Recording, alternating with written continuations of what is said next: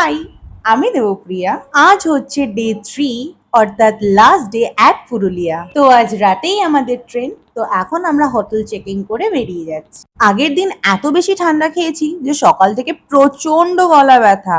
যাই হোক, সকালের ব্রেকফাস্টটা করেছি বেলা 12টায়। ছিল রুটি আর চানা মশলা। খেতে তো ভীষণই ভালো ছিল। আজ আর তেমন কোথাও বিশেষ যাওয়ার ছিল না, ছিল ওই দুটো স্পট মতন। তো ফার্স্টেই চলে এসেছি এই মন্দির, জয়চণ্ডীর মন্দিরে।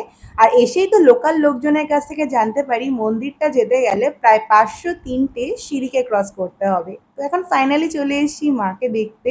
তো এসেই তো প্রথমে প্রণাম সেরে নিলাম, আর এখন বসে একটু রেস্ট নিচ্ছিলাম। আর মন্দিরের পাশেই এই কাকুটা পেয়ারা মাখা বিক্রি করছিল, তো একটু নিয়ে নিলাম পেয়ারা মাখা। আর নিচে নেমে এসে নিলাম এই সোডা ওয়াটার, যেটা এই গরমে তো একদম 10 on 10, প্রচন্ড রিফ্রেশ। দেন আসলাম লাঞ্চ করতে, আর আজকে লাঞ্চের মেনুতে ছিল মিক্সড ফ্রাইড রাইস, আর যেটা খেতে তো ভীষণই ভালো ছিল। তারপর চলে গেলাম আজকে লাস্ট লোকেশন বরন্তি লেক, যেখানে বিশেষ কিছু তো দেখার ছিল না, শুধুমাত্র এই সানসেটটা ছাড়া।